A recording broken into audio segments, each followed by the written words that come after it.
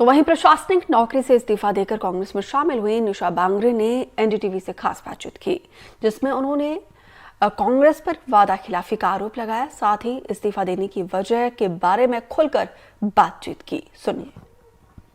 Ma'am, सबसे पहले स्वागत है एनडीटीवी में। मैम, सबसे पहले बताइए, आप कांग्रेस में शामिल हुई थी और अब आप बीजेपी के लिए प्रचार कर रही हैं, तो आगे आपकी राजनीतिक भूमिका क्या रहेगी? दर्शकों को नमस्कार और एनडीटीवी को धन्यवाद।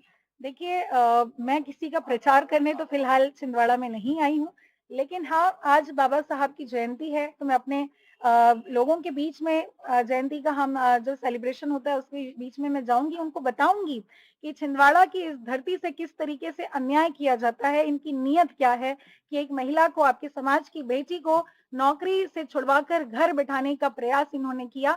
तो आज हमें ये सोचना चाहिए, विचार करना चाहिए कि हमें किस दिशा में अब आगे बढ़ना है। तो मैं अपनी व्यथा सुनाने आई हूँ, मैं तो अपने बारे में बताने आई हूँ, बाकी ये जनता का फैसला है कि वो क्या करना चाहती हैं, क्योंकि इनका आप देख सकते हैं लोकसभा में भी महिलाओं को कितना प्रतिनिधित्व इन्होंने दिया है। तो निश्चित तौर पे ये जो अन्याय मुझे लगता है कि मेरे परिवार के साथ और मेरे साथ, मेरे समाज के साथ हुआ है, उसके लिए मुझे आवाज उठानी चाहिए। मैम, जैसा कि सुनने में आ रहा है, काफी सूत्रों के हवाले से खबर आ रही है कि आपने वापस नौकरी के लिए प्रतिवेदन भी मध्य प्रदेश सरकार को दिया। इस बात में कितनी सच्चाई है? जी हाँ, मैंने जनवरी में ही ये आवेदन दिया था नौकरी में वापस जाने के लिए, तो उस पर भी बातचीत चल रही है, क्योंकि कांग्रेस पार्टी ने मुझे कोई वैसी जिम्मेदारी, उस समय कार्यकारिणी भंग थी, मेरे पास कोई जवाबदारी जिम्मेदारी नहीं थी और अभी भी कोई संगठन की जिम्मेदारी इन्होंने मुझे नहीं दी। मुख्य प्रवक्ता के तौर पर उन्होंने जिम्मेदारी अभी दी, लेकिन प्रवक्ता के तौर पर मैं अपने आप को जो है सहज महसूस नहीं करती, मैंने मना भी किया था। लेकिन जब कोई जिम्मेदारी नहीं थी तो मैंने ये आवेदन दिया था, अपने परिवार के दबाव में ये आवेदन दिया था और अभी बातचीत उस पर चल रही है। तो मैम, मैं ये जानना चाह रहा था एक्चुअली कि आप जब कमलनाथ जी की जब विधानसभा चुनाव में, आप मुझे अच्छे से याद है, नामांकन रैली में भी शामिल हुई थी, तो आपको क्या उनकी तरफ से विधानसभा चुनाव में टिकट देने का क्या कोई वादा किया गया था? बिल्कुल वादा किया,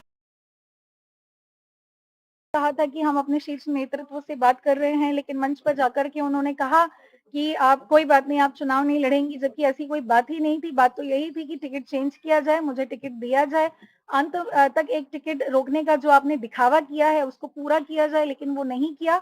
अंत में टिकट नहीं बदली और मंच से ऐलान किया कि टिकट, आप कोई बात नहीं, आप चुनाव नहीं लड़ रही हैं, जो कि सरासर गलत था, एक अन्याय है।